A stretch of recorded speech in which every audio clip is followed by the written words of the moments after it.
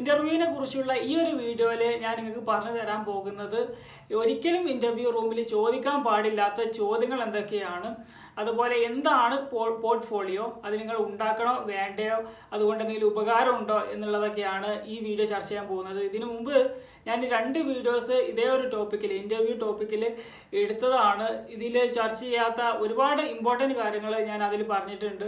അതും കൂടി ഇത് കഴിഞ്ഞിട്ട് കാണാൻ ശ്രദ്ധിക്കുക. അപ്പോൾ ഞാൻ പറയാൻ പോകുന്ന എല്ലാ അറിവുകളും, ഇതുവരെ പറഞ്ഞ അറിവുകളും എല്ലാം വരുന്നത് ഷുവർ സക്സസ് ഇൻ ഇന്റർവ്യൂസ് എന്ന് പറഞ്ഞ ഈ ഒരു പുസ്തകത്തിൽ നിന്നാണ്. അപ്പോൾ നമുക്ക് വീഡിയോക്ക് നേരിട്ട് കടക്കാം. എന്താണ് പോർട്ട്ഫോളിയോ? അത് നിങ്ങൾ ഉണ്ടാക്കണം.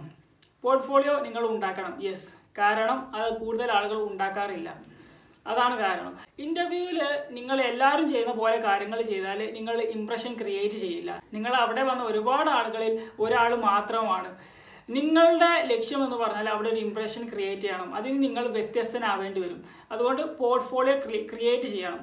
പോർട്ട്ഫോളിയോ എന്ന് പറഞ്ഞ വാക്കൊരു ഫാൻസി ആണെങ്കിലും വളരെ സിമ്പിളാണ് കാര്യങ്ങൾ, ആർക്കും ഉണ്ടാക്കാം. മേ ബി നിങ്ങളത് ഇപ്പോഴും ചെയ്യുന്നുണ്ടാകും. അതായത് പോർട്ട്ഫോളിയോ എന്ന് പറഞ്ഞ ഒരു ബൈൻഡ് ചെയ്ത അല്ലെങ്കിൽ ഒരു ലെതർ ഫയലാണ്. അതിൽ നിങ്ങൾ നിങ്ങളുടെ ഇതുവരെ ഉള്ള എല്ലാ അച്ചീവ്മെൻറ്റ് സർട്ടിഫിക്കറ്റും കാര്യങ്ങളൊക്കെ കീപ്പ് ചെയ്യുന്നു. അതാണ് പോർട്ട്ഫോളിയോ. അത് കൊണ്ടുപോകണം ഞങ്ങൾ ഇൻ്റർവ്യൂവിലേക്ക്. പോർട്ട്ഫോളിയോ 2 തരത്തിലുണ്ട്. ഒന്ന് professional portfolio, 2 job portfolio. Professional portfolio എന്ന് പറയുമ്പോൾ ഇതുവരെ എല്ലാ കാര്യങ്ങളും, ഇതുവരെ നിങ്ങൾ ചെയ്ത എല്ലാ കാര്യങ്ങളും, നിങ്ങൾക്ക് 10ലെ സർട്ടിഫിക്കറ്റ് ഇട്ടിട്ടുണ്ട്, +2ലെ സർട്ടിഫിക്കറ്റ് ഉണ്ട്, ഡിഗ്രിയിലെ സർട്ടിഫിക്കറ്റ് ഉണ്ട്. ഇതിൻ്റെ ഇടയിൽ നിങ്ങൾ പല കോമ്പറ്റീഷനുകളും പങ്കെടുത്തിട്ടുണ്ടാവും, പല പ്രോഗ്രാംസിന് പോയിട്ടുണ്ടാവും. അതിലെല്ലാത്തിൻ്റെയും സർട്ടിഫിക്കറ്റും കാര്യങ്ങളൊക്കെ ഒരു ഫയലിൽ നിങ്ങൾ ഡോക്യുമെൻ്റ് ചെയ്യുക, ഒറിജിനൽ ഫയലുകൾ. അതാണ് പോർട്ട്ഫോളിയോ, പ്രൊഫഷണൽ പോർട്ട്ഫോളിയോ. പക്ഷേ ജോബ് പോർട്ട്ഫോളിയോ എന്ന് പറയുമ്പോൾ അതിൻ്റെ ഒരു മിനി വേർഷനാണ്. ഒരു ജോബ് ഇൻ്റർവ്യൂവിന് നിങ്ങൾ ഈ കാര്യങ്ങൾ മൊത്തം എടുത്ത് കൊണ്ടുപോകേണ്ട ആവശ്യമില്ല.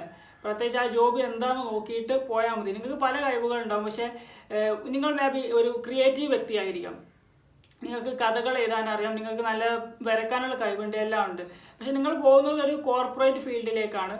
അപ്പോൾ അവിടേക്ക് നിങ്ങൾക്ക് കവിതയ്ക്ക് ഫസ്റ്റ് കിട്ടിയ കാര്യങ്ങളൊന്നും അവിടെ കൊണ്ടുപോയി കൊടുക്കേണ്ട ആവശ്യമില്ല.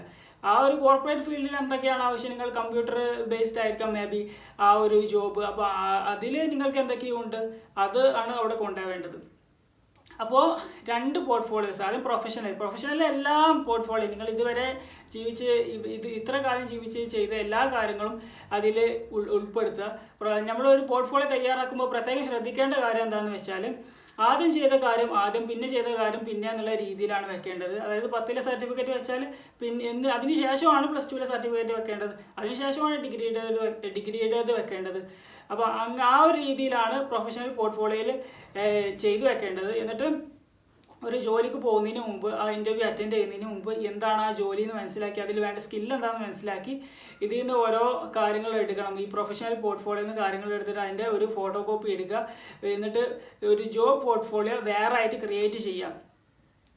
ഇതിൽ നിങ്ങൾക്ക് ഈ ഒരു പോർട്ട്ഫോളിയോയിൽ തുടക്കത്തിൽ വെക്കേണ്ട കാര്യങ്ങളാണ് നിങ്ങളുടെ ഐഡൻറ്റിഫൈയിങ് ഡോക്യുമെൻറ്റ്സ്. അതായത് നിങ്ങൾക്ക് ഡ്രൈവിംഗ് ലൈസൻസ് ഉണ്ടാവും, പാൻ കാർഡ് ഉണ്ടാവാം, ആധാർ കാർഡ് ഉണ്ടാവും. ഇതിൻ്റെ കോപ്പിയൊക്കെ നിങ്ങൾക്ക് ഇതിൽ ഉൾപ്പെടുത്താവുന്നതാണ്. എന്നിട്ട് ഇൻ്റർവ്യൂ കഴിഞ്ഞ് ഇറങ്ങി പോരുമ്പോൾ വേണമെങ്കിൽ നിങ്ങൾക്ക് ആ ജോബ് പോർട്ട്ഫോളിയോ അവിടെ വെച്ചിട്ട് പോരാം. അപ്പോൾ അത് നിങ്ങളെ ഓർമ്മപ്പെടുത്തും എന്നുള്ളതാണ്, ആ ഒരു ഇംപ്രഷൻ ക്രിയേറ്റ് ചെയ്യും. ഇൻ്റർവ്യൂ പ്രോസസ്സ് എന്ന് പറയുമ്പോൾ എപ്പോഴും ഇങ്ങനെ സംസാരിച്ചിരുന്നിട്ട് ആ ഇൻ്റർവ്യൂവറിനെ തന്നെ ബോറടിച്ചിട്ടുണ്ടാവും. അപ്പോൾ ഒരു പോർട്ട്ഫോളിയോ ഉണ്ടെങ്കിൽ അതിങ്ങനെ ആൾക്കിങ്ങനെ മറിച്ചിരിക്കാം. നിങ്ങൾ പറയുന്നതോടൊപ്പം നിങ്ങളിതൊക്കെ ചെയ്തിട്ടുണ്ടെന്നുള്ളതിൻ്റെ തെളിവാണ് ആ കയ്യിലിരിക്കുന്ന പോർട്ട്ഫോളിയോ. ഒരു പോർട്ട്ഫോളിയോ കൊണ്ടാണ് നിങ്ങൾ ഇൻ്റർവ്യൂവിന് പോകുന്നതെങ്കിൽ എന്തായാലും ഒരു ഇംപ്രഷൻ ക്രിയേറ്റ് ആവും. ചിലപ്പോൾ പോർട്ട്ഫോളിയോ ചോദിച്ചെന്ന് വരില്ല, എങ്കിലും അത് വളരെ ഹെൽപ്ഫുള്ളായ ഒരു സാധനമാണ് അത് കയ്യിൽ ഉണ്ടാകുന്നത്. മാത്രമല്ല റെസ്യൂമൊക്കെ ഉണ്ടാക്കുമ്പോൾ അത് നിങ്ങളെ വളരെയധികം സഹായിക്കും. നിങ്ങൾക്കുള്ള കഴിവും കാര്യങ്ങളും സർട്ടിഫിക്കറ്റും കാര്യങ്ങളൊക്കെ ആ പോർട്ട്ഫോളിയോയിൽ ഉണ്ടല്ലോ. അപ്പോൾ ഒക്കെ ഒന്ന് എഴുതി ഡോക്യുമെന്റ് ചെയ്യുക മാത്രമാണ് ചെയ്യേണ്ടത് ഒരു റെസ്യൂമേയിൽ. ഇനി ആ ഇൻ്റർവ്യൂ കഴിഞ്ഞാൽ സമാധാനത്തോടെ വീട്ടിൽ പോയി റെസ്റ്റ് എടുക്കേണ്ട സമയമല്ല. ഇൻ്റർവ്യൂ കഴിഞ്ഞ് ഇറങ്ങുമ്പോൾ തന്നെ നമ്മൾ ചോദിക്കേണ്ട ചോദ്യമുണ്ട്, എപ്പോഴാണ് ഇനി നിങ്ങളുടെ ഒരു വിളി എനിക്ക് പ്രതീക്ഷിക്കാൻ കഴിയാന്നുള്ളത്. അപ്പോൾ ഒരു ഡേറ്റോ ഒരു മാസം അങ്ങനെ എന്തെങ്കിലും ഒരു അളവ് പറഞ്ഞിട്ടുണ്ടെങ്കിലും അതുവരെ വെയിറ്റ് ചെയ്യുക. അത് കഴിഞ്ഞിട്ട് ഒരാഴ്ചയും കൂടി വെയിറ്റ് ചെയ്യുക. എന്നിട്ടും നിങ്ങൾക്ക് അവരേക്കൊന്നും വിളിയൊന്നും കേൾക്കുന്നില്ലെങ്കിൽ അവരെ നിങ്ങൾ വിളിക്കണം. അതിനെ ഫോളോ അപ്പ് എന്ന് പറയാം. നിങ്ങൾ ഫോളോ അപ്പ് ചെയ്യണം. കാരണം ഇത് കൂടുതൽ ആളുകൾ ചെയ്യാറില്ല. ഞാൻ പറഞ്ഞല്ലോ, കൂടുതൽ ആളുകൾ ചെയ്യുന്ന കാര്യങ്ങൾ ചെയ്താൽ നിങ്ങൾക്ക് ഇംപ്രഷൻ ക്രിയേറ്റ് ചെയ്യാൻ കഴിയില്ല, നിങ്ങൾക്ക് ഒരു ഇൻ്റർവ്യൂ കിട്ടില്ല. നിങ്ങൾ അവരിൽ നിന്ന് എത്രത്തോളം വ്യത്യസ്തനാവാൻ കഴിയുന്നു അത്രത്തോളമാണ് നിങ്ങളൊരു ഇംപ്രഷൻ ക്രിയേറ്റ് ചെയ്യുന്നതും നിങ്ങൾക്ക് ആ ജോലി കിട്ടാനുള്ള സാധ്യത കൂടുന്നതും. അപ്പോൾ അവരെ ഫോളോ അപ്പ് ചെയ്യാൻ നിങ്ങൾ അവരെ വിളിക്കണം. നിങ്ങൾ ഇപ്പോഴും നിങ്ങൾക്ക് ജോലി കിട്ടിയിട്ടില്ല എന്ന് അറിയിക്കാം, നിങ്ങൾക്ക് ഒരു വേക്കൻസി ഉണ്ടോ എന്നറിയാം, നിങ്ങൾക്ക് ഇപ്പോഴും ആ ജോലിയോട് താല്പര്യമുണ്ട് എന്ന് അത് കാണിക്കുകയാണ് അത് ചെയ്യുന്നത്. അപ്പോൾ വീണ്ടും നിങ്ങളെക്കുറിച്ച് ഓർമ്മപ്പെടുത്തലും കൂടിയാണ് ആ ഒരു ഫോളോ അപ്പ്. അപ്പോൾ അത് നല്ലൊരു ഇംപ്രഷൻ അവരുടെ മനസ്സിൽ ക്രിയേറ്റ് ചെയ്യുകയും ചെയ്യുന്നു. ഇനി ഒരിക്കലും ചോദിക്കാൻ പാടില്ലാത്ത, ഇൻ്റർവ്യൂവിൽ ചോദിക്കാൻ പാടില്ലാത്ത ചോദ്യങ്ങൾ. ഫസ്റ്റ് ചോദ്യം എന്താണെന്ന് വെച്ചാൽ സാലറി ബേസ്ഡ് തന്നെയാണ്. അറിയാം, ഒരു ജോലി കിട്ടിയാൽ ഏറ്റവും സന്തോഷമുള്ള ഒരു കാര്യം അതിൽ സാലറി കിട്ടുന്നതായിരിക്കാം. പക്ഷേ അത് ആദ്യം തന്നെ ചോദിച്ചു കഴിഞ്ഞാൽ അതൊരു നെഗറ്റീവ് ഇംപ്രഷനാണ് കൊടുക്കുന്നത്. സാലറി എന്ന് പറഞ്ഞ കാര്യം നമ്മൾ ഒരിക്കലും അവർ പറയാണ്ട് നമ്മൾ തുടങ്ങി വെക്കാൻ പാടില്ല. ഒരു ഫിഗർ പറയുകയാണെങ്കിൽ തന്നെ അത് ആദ്യം വരേണ്ടത് ഇൻ്റർവ്യൂവറിൻ്റെ വായിൽ നിന്നാണ്. അല്ലാതെ നിങ്ങളല്ല ആദ്യം സംസാരിക്കേണ്ടത് സാലറിയെ കുറിച്ച്. മിക്കവാറും അവസാനം എത്ര സാലറി എക്സ്പെക്റ്റ് ചെയ്യുന്നു എന്ന് ചോദിക്കും. ചിലപ്പോൾ നിങ്ങളോട് ഇൻ്റർവ്യൂ ഹാളിലേക്ക് കടക്കുന്നതിന് മുമ്പ് തന്നെ ഒരു ഡോക്യുമെൻറ്റിൽ എഴുതാനൊക്കെ പറയും സാലറി എക്സ്പെക്റ്റേഷൻസ് ഒക്കെ. അപ്പം നിങ്ങൾ ഒരിക്കലും ഒരു എക്സാക്റ്റ് ഫിഗർ എഴുതരുത്.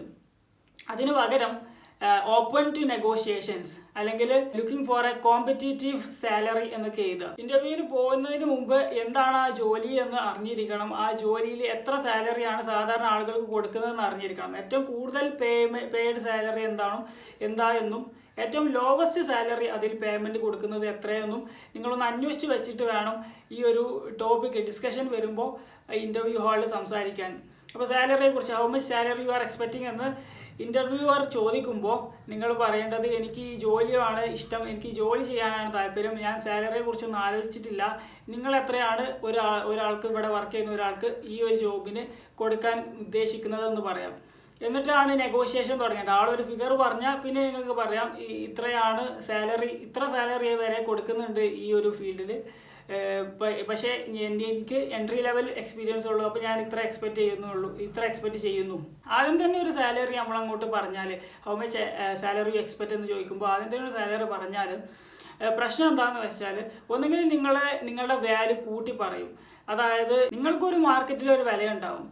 നിങ്ങൾ വർക്ക് എക്സ്പീരിയൻസും ക്വാളിഫിക്കേഷൻസും ഒക്കെ നോക്കിയിട്ട് ആ ഒരു വിലയ്ക്ക് കൂടുതൽ പറഞ്ഞാൽ ഒരു ഇൻ്റർവ്യൂവറിന് ഇഷ്ടമാവില്ല, അവർ ജോലിക്ക് എടുക്കാനുള്ള സാധ്യത കുറവാണ്. മാത്രമല്ല നിങ്ങൾ കുറച്ച് പറഞ്ഞാൽ നിങ്ങളുടെ വാല്യൂ പറ്റെ കുറഞ്ഞും പോകും. അപ്പോൾ അതിനെക്കുറിച്ച് ആദ്യം അറിഞ്ഞിട്ട് അവരെ വായയിൽ നിന്ന് ഒരു ഫിഗർ കേട്ടാൽ പിന്നെ നിങ്ങൾക്ക് നെഗോഷിയേറ്റ് ചെയ്യാവുന്നതാണ്. അപ്പോൾ ഏറ്റവും കൂടുതൽ എത്ര പേയ്മെൻറ്റ്, ഏറ്റവും കുറവ് എത്ര പേയ്മെൻറ്റ് എന്ന് അറിഞ്ഞിട്ട് നെഗോഷിയേറ്റ് ചെയ്യുക. സാധാരണ ഒരു നെഗോഷിയേഷൻ തുടങ്ങിയാൽ താഴോട്ടേ പേയ്മെൻറ്റ് പോകാറുള്ളൂ, ഈ നെഗോഷിയേഷൻ പോകാറുള്ളൂ. അതുകൊണ്ട് ഏറ്റവും ടോപ്പ് പ്രൈസ് അറിഞ്ഞിരിക്കണം. അവസാനമായിട്ട് പറയാനുള്ളത് എന്താണെന്ന് വെച്ചാൽ നിങ്ങൾക്ക് എവിടെയെങ്കിലും ഒരു ഇൻ്റർവ്യൂവിൽ ജോബ് കിട്ടിക്കഴിഞ്ഞാൽ അത് നിങ്ങൾ ഇതുവരെ പോയ അറ്റൻഡ് ചെയ്ത ഇൻ്റർവ്യൂവേഴ്സിനൊക്കെ വിളിച്ചിട്ടൊന്ന് അറിയിക്കണം എനിക്ക് ഈ ഒരു ജോലി കിട്ടിയിട്ടുണ്ട് എന്നുള്ളത്. അതുപോലെ ഇനിയും ഇൻ്റർവ്യൂവിന് പോകാൻ ഉദ്ദേശിക്കുന്നുണ്ടെങ്കിൽ അവിടെയും പറയണം ഈ ഒരു ഓഫർ എനിക്കുണ്ടെന്നുള്ളത്. അത് നിങ്ങളുടെ ഡിമാൻഡ് കൂട്ടും. ഈ ഒരു കമ്പനി വിളിച്ചു, നിങ്ങളിതിൽ എന്തൊക്കെയോ കണ്ടിട്ടാണ് അവർ വിളിക്കുന്നത്, അപ്പോൾ നിങ്ങൾക്ക് ഒരു പുതിയ ജോബ് കിട്ടാനുള്ള സാധ്യതയുണ്ട് കൂടുതൽ സാലറിയിൽ. അപ്പോൾ നിങ്ങൾക്ക് ഒരു ജോലി ആൾറെഡി കിട്ടിക്കഴിഞ്ഞാൽ അത് നിങ്ങൾ മറ്റുള്ള ഇൻ്റർവ്യൂവേഴ്സിനെ ഒന്ന് അറിയിക്കുക എന്നുള്ളതാണ്. അപ്പോൾ ഈ ഒരു ടോപ്പിക്കിൽ ഞാൻ പറഞ്ഞല്ലോ 3ാമത്തെ വീഡിയോ ആണ് ചെയ്യുന്നത്. ഇത് ഹെൽപ്ഫുള്ളായെന്ന് വിചാരിക്കുന്നു. ഇതിൻ്റെ മുമ്പത്തെ 2 വീഡിയോസ് കണ്ടു നോക്കുക, അത് കണ്ടിട്ടില്ലെങ്കിൽ. Thank you so much. ഇതിൽ ഒരു വീഡിയോയും കൂടും ഈ ഒരു ടോപ്പിക് ബേസ്ഡ് ആയിട്ട് വരും. അപ്പോൾ ആ ഒരു വീഡിയോക്ക് വെയിറ്റ് ചെയ്യുക. Thank you so much. അടുത്ത വീഡിയോ കാണാം.